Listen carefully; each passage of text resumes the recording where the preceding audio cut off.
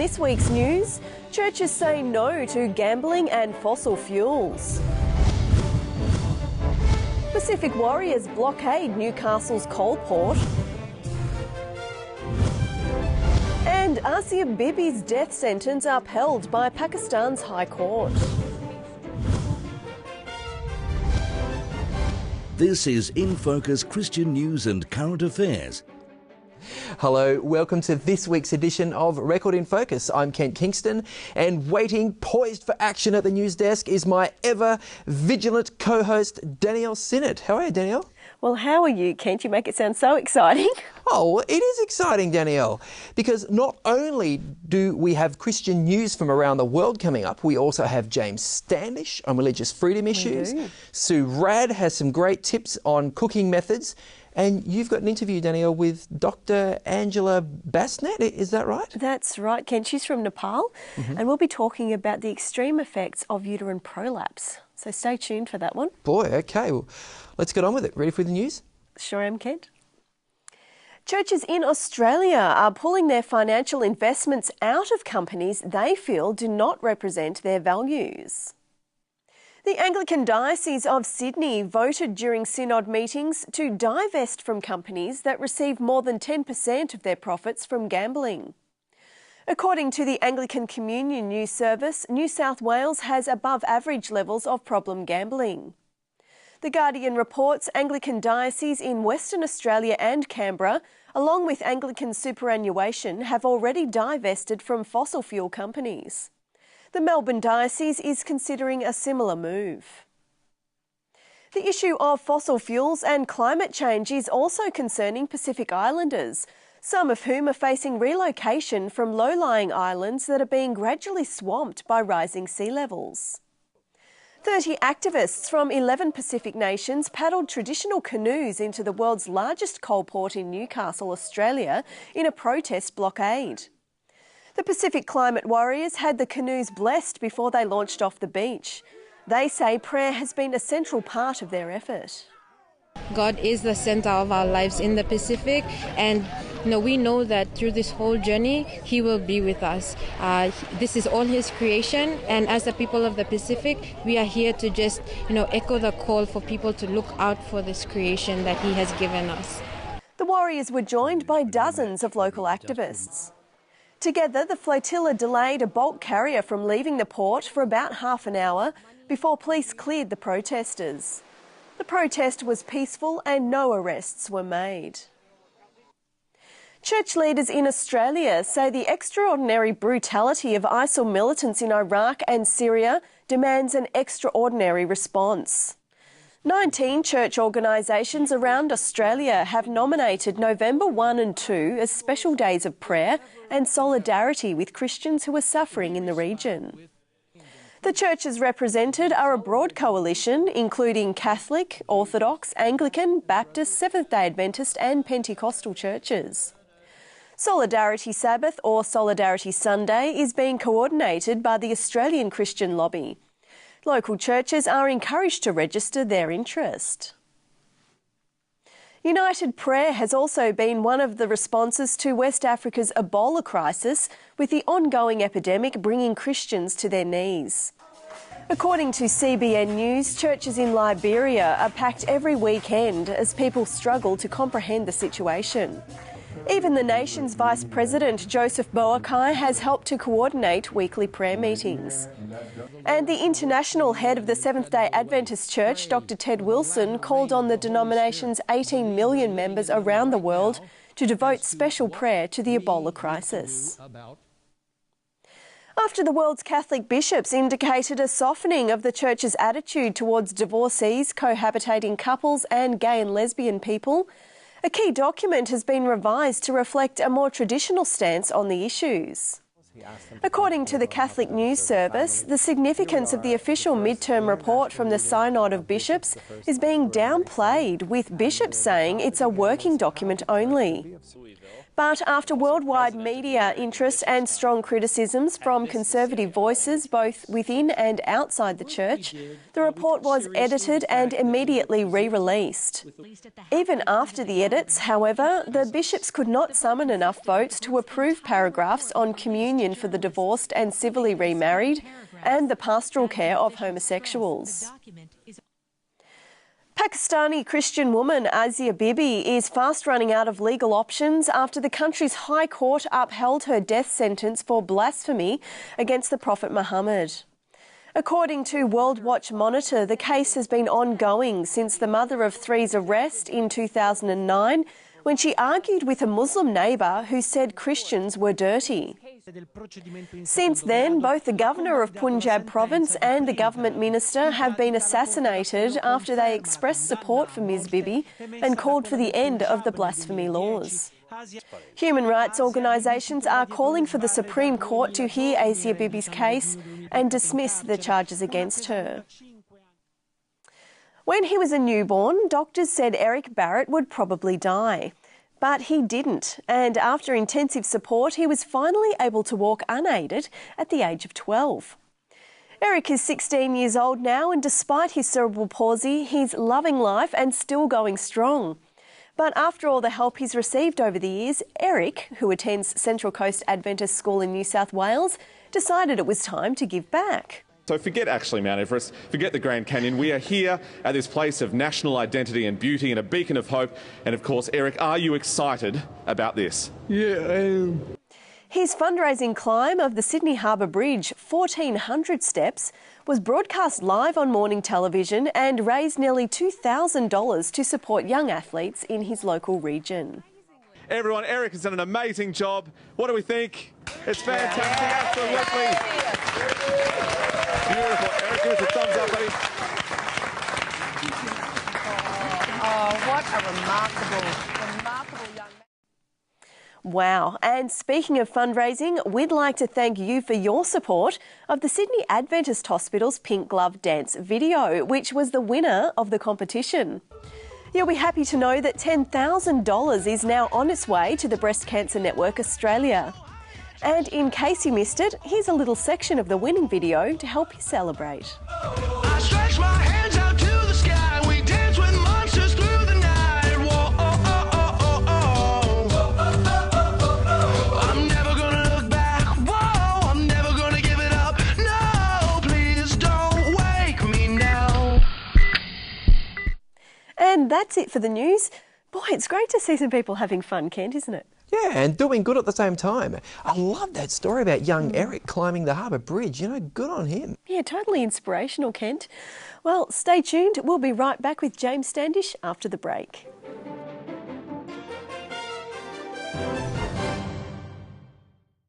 Planning your future can be a daunting task. What you want to do, who you want to be, and the road ahead can often be unpredictable. No one really knows what the future holds. Avondale. It's education designed for life. Hi, welcome back, and it's great to have James Standish back, our religious freedom commentator. How are you, James? Doing well, Kent. Now, James, I understand that just recently in the US, we've seen nominated to the role of Ambassador at Large for International Religious Freedom, one Rabbi David Saperstein. Now, I understand this gentleman is known to you, but what is the significance of this nomination? Maybe he is known to me. He actually taught me religious freedom law when I was at Georgetown University, and subsequently we've worked on coalitions together in Washington, so I know him very well, and he is an absolutely remarkable person, remarkably talented, but also he has a unique way of dealing with people, where he can bring people from the left and the right. You know, Washington, like many places, is really bitterly divided. He has the ability to build bridges and bring people together. Why is this important? Well, I understand he's the first non-Christian to take up this post, is that right? That's exactly right. This is the first. That's significant. That's significant. But more significant than that, in my personal opinion, is this. We now have an ambassador at large, at least nominated, who's up to doing the job. This is a very, very important job. This is the top U.S. official that deals with religious freedom around the world. So in past people in this position, have they managed to accomplish anything of significance? Absolutely. The first ambassador, Robert Seipel, did an absolutely outstanding job, also someone that I came to know quite well when I was in Washington. But President Obama's first nominee for this job and first ambassador at large, very nice person, a very accomplished individual, very little background relevant to the job, completely unprepared for the rigors. And as a result, we've had 6 years now, Ken, of this job completely underutilized and the position really floating. Meanwhile, we have religious wars and religious conflicts flaring up all over the place, whether it's North Africa, whether it's in the Middle East, like Syria, or Israel and Gaza, all these places. Pakistan. And really nobody with the portfolio, leading the portfolio, who has the depth of expertise and understanding to come in and say, this issue isn't just about economics or social issues. There is a religious component, and let's look at that component, and particularly let's see, is there any way that these groups of people can live in some way together? Iraq is a great example where there was a lot of work done before the Obama administration came in. I don't think anything, or very little, that was suggested was followed through on, and now we're in the mess we're in. Well, I'd be tempted to ask, James, well, what does an American political appointment have to do with the rest of the world? But from what you're saying, I can see it is actually quite significant. Like it or not like it, the US is still the most powerful country diplomatically, militarily, economically, and so you just can't ignore it. You just can't, nobody can ignore it. But secondly, this post is specifically focused on countries outside the U.S. In fact, the only country that the ambassador doesn't have sort of jurisdiction over, ironically, is the United States itself, which, of course, there are domestic agencies that deal with international, religious freedom issues domestically. So incredibly important and exactly the right man for the job right now. Great. Well, thanks for those insights, James. Really appreciate it. It's a pleasure. We'll be back in a second. We'll take a short break. Thousands of years ago, a series of ancient prophecies were disguised within a system of mysterious symbols. For centuries, these remarkable predictions have been sealed to the world until now. Check out our new Secrets of Prophecy online course today in 24 beautifully illustrated free studies at www.itiswrittenoceania.tv or call 1300 300 389 for your free copy today.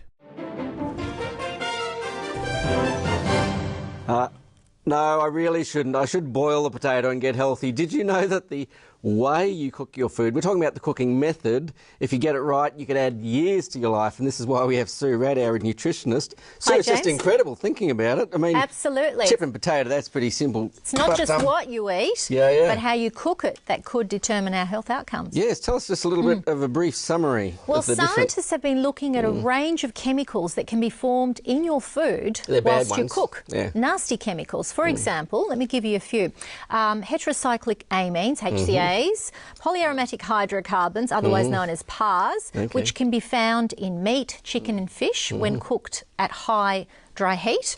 Then we've got substances called AGEs, advanced glycation end products. They can be found in a cross-section of foods, which we'll look at in a minute. And even a chemical called acrylamide can be formed in food under the right conditions and in certain foods. And these chemicals are all linked with things like cancer, multiple cancers, from stomach cancer, bowel cancer, prostate cancer, pancreatic cancer, to inflammation in the body, to bringing on the complications of diabetes early, to Alzheimer's, and to basically premature death, cutting your life short. So we're curious to know where they are, because in animal studies they are strongly associated with problems, and if you know where they are, you can look at alternatives to reduce their consumption. We really need to understand this, because if you miss the cancer that would have otherwise killed you, you could add a whole decade to your life, and who knows how long extra. That's right. So it's important how you cook your food, not just what show you us eat. The hows. So, for example, the safest cooking methods would be the old-fashioned way. boiling or steaming or poaching. Yes, put it in the pot with some rather water. than Okay. pan frying or barbecuing, you know, or grilling. Even grilling, your piece of steak might be lean, but if you're grilling and browning it, the more browned the meat or the chicken is, the more of these cancer-causing chemicals So if that I are boil this contained. potato, essentially, I don't go above 100 degrees. If you boil the potato, you'll be like the Swedish are. They always have boiled potato on the table. Oh. So boiling is safe, but if you roast or deep fry your And it gets to potato like 250 degrees or chips, something. that's right, and it's very crispy and crunchy, you will have a lot more of ages formed and acrylamide, not to mention potato crisps. They are loaded in this chemical called acrylamide, which the International Agency for Research on Cancer has now dubbed as probably cancer-causing. So that's why you've wrapped the fish in foil. Well, that's right. If you're going to use fish or chicken or any On of the those barbecue, animal yes. products on the barbecue, what the research shows is if you marinate it, that reduces the formation somewhat, not completely, of these you chemicals. add some moisture to it. Yeah. And you add something like lemon juice. Yes. Or vinegar, or you wrap it, whether it's banana leaves or foil or whatever, you will minimise the contact with not just sort of like the grill, but you will reduce the amount of carcinogens that come from the smoke from the little embers that are... Now, I'm smiling because I stole one of the cashews before. That's why the display's a bit wrecked. But there's roast cashews. Well, who would have thought? All nuts are healthy, of course, That's right, but did you know, James, that if you have roasted cashews, you are getting more ages? Because they've been roasted at a high temperature. Because they've been again. roasted at high temperature. But Chips if you eat again. natural nuts, you avoid them. The Chips, it's the same high thing. temperature. Most processed, ready-to-eat snack foods are loaded in acrylamide because of the dry, high heat. Let me get these two. And they're both warm too. Yeah, even fluids. One's coffee and There can one's be a tea. difference. So, I do like my hot drinks. Now tell me, Sue, which one should I be drinking? if you're wanting to avoid acrylamide, minimise your consumption, definitely the tea. Definitely. Because the coffee beans have been roasted Exactly, in hot you've got it. temperatures. Yep. Okay. So we need lower heat, lower temperature, and we need moisture, more moist cooking methods or food production methods, nice. and a slower, longer sort of cooking time. That usually... Now, when I go to the supermarket, I just like getting those pre-prepared breakfast cereals. Until this morning, I never even thought about it. You know, you just whack them off the shelf onto your plate. Well, it was a while ago that the Swedish Food Authority first sounded the alarm about acrylamide, but if you want to avoid the acrylamide that can hide in those boxed cereals, just cook your own whole grains. In the old-fashioned way. Or soften rolled grains. Add Make some your moisture, own porridge. put them in the pot. That's it. And you can reduce your intake. And don't burn your toast, and if you burn it, throw it away. If you burn your toast, not a good idea, because the darker it is, the more acrylamide that's there. And not to mention things like processed meats. They have a whole range of other chemicals that are very, very nasty and are strongly linked with cancer, with heart disease, and even type 2 diabetes. So, Sue, if you were to boil this down into the simple summary for us, what is the simple thing we need to think about in our cooking methods? Well, one thing we should not forget is to eat more fresh, eat more raw, because simply by doing nice that, salad. we're minimising the amount of cooked food and minimising the amount of chemicals we could be ingesting. But if we are cooking and when we are cooking, use boiling, steaming, stewing, all of those older cooking methods where there's plenty of moisture, where the temperature's lower, not char grilling, not blackening things, not making them ultra crispy because, would you believe it, these chemicals are contained in much higher levels. Look, that's amazing. And folks, you really need to go to www.sueradd.com, find out more, or if you would like to follow her on Twitter @CulinaryMed. Just go and find out how you can improve your life. Just add decades to your life. It's just incredible.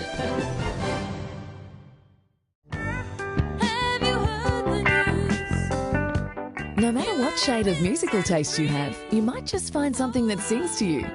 It's all waiting to be discovered at saltermusic.com. Fresh and exciting original Christian music from Salter Music. Welcome back. Well, it's no secret that women all over the world have issues, but joining me today is Dr Angela Basnet from Khosan in Nepal. How are you, Angela? Namaste, and it's great to be here. Thank you. Great to have you with us. Now, Angela, your organisation works in partnership with Asian Aid Australia. Tell us why you're here in Australia at the moment. So I've been here for about 3 weeks, and we've been all around Australia and the we are talking about women's health, which is a major issue in our country. So yeah, for the last 3 weeks, that's what I've been doing. Okay. Now, when we say women's issues, we're talking about things like uterine prolapse and a number of other issues. Why are those issues more prevalent in Nepal opposed to Australia? Our country, it's a very conservative country, and it's a male-dominated society. A huge amount of population, they live under poverty line, and the literacy rate is very low. So among all these problems, I think women and children, they are the population that get affected the most. And we are talking about uterine prolapse, and it's one problem that women don't talk about. So the problem is there and it cannot come out. So it's a huge issue in our part of the world. Yeah. When we talk about uterine prolapse and we're talking about, you know, Nepal and the poverty, I'd imagine not being able to have the money to be able to fix that issue, living in impoverished circumstances. What does that look like for a Nepalese woman to have a uterine prolapse and then have to go about everyday life? What kind of things affect that? Uterine prolapse, I'll just let you know what uterine prolapse is. It's actually the downward descent of the uterus. So the uterus falls down, and then there are various degrees of uterine prolapse. So depending on the degree, there is discomfort, then ulcer, there is difficulty in passing urine and defecating. So it's not a life-threatening condition. And we've had instances where the ladies have hidden the disease and not talked about it for 30, 40 or even 50 years before they talk to us for the first time. Does it affect their ability to have children, to have relationships with their husbands, those kinds of things? Yeah, it does affect the physical relationship they have with their husbands. They can have babies even after they have uterine prolapse. So there are ladies who've been suffering with uterine prolapse, they have babies, and after the baby is born, they have the prolapse again. How easy is that to fix? It's a very simple procedure, and very simple things can prevent it, and a very simple procedure can fix it. The only thing is the ladies need to come out and let us know they are suffering from the problem. Okay. So how is it that you encourage that vulnerability? Culturally, that's something that's very sensitive for them. It is.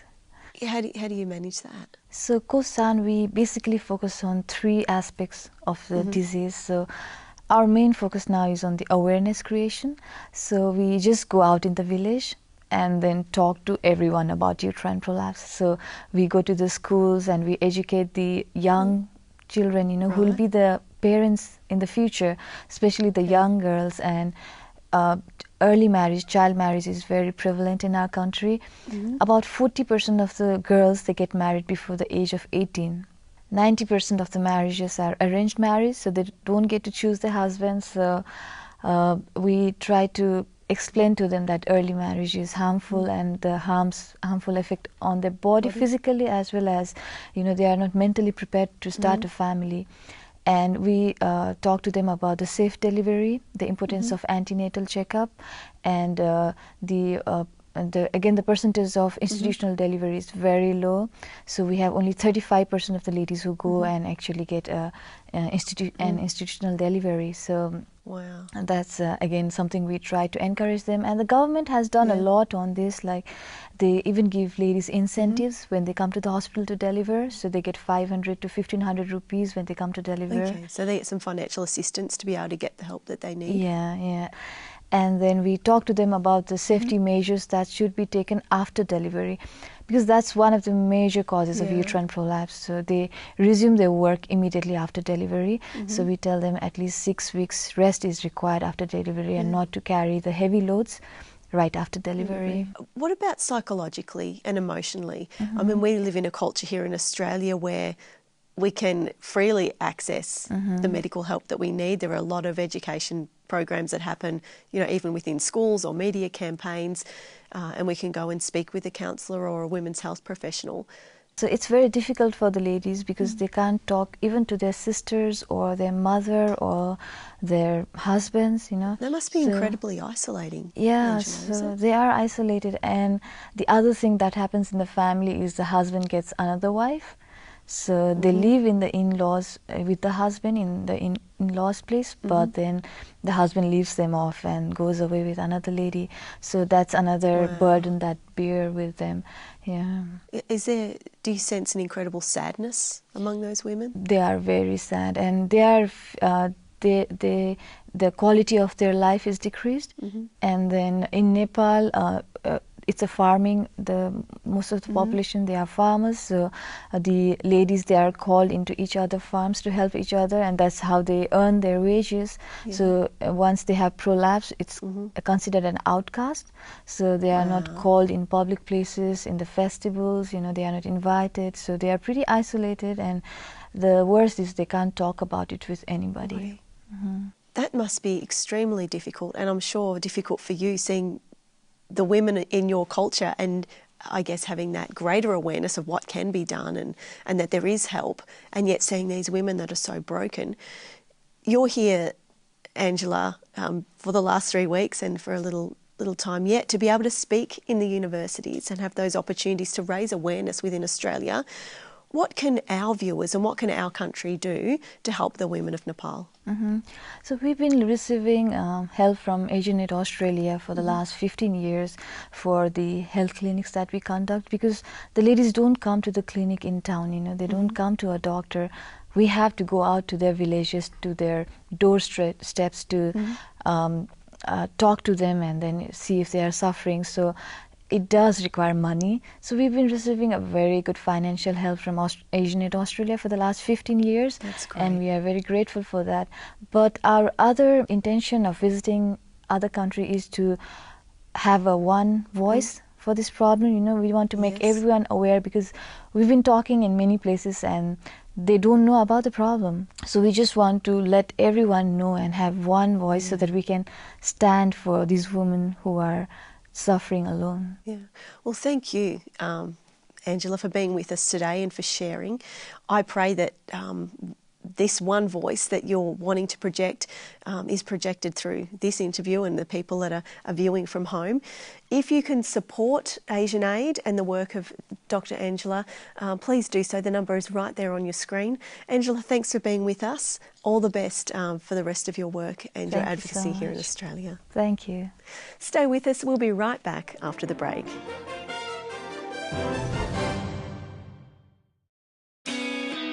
Planning your future can be a daunting task.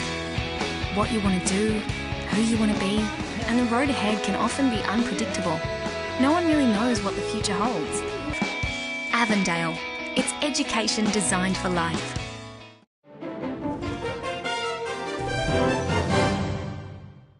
Hello. Hey, thanks for the interview, Danielle. For me, though, I just found it horrifying to think that women would be forced to go on living their lives, with that kind of debilitating condition for decades sometimes. Yeah, absolutely horrific, Kent. I mean, I can't even imagine going through that. But it's, it's also great that organisations like AsianAid are really doing something about it. They're doing a wonderful job, and all power to them, I say. Oh, yeah, absolutely. Well, that's it from us for this week. Don't forget, you can catch any of the segments of today's program at our website, and we always love it when you stay in touch with your comments and news tips. We sure do, Kent. Well, all the best. We'll see you next time on Record in Focus. God bless.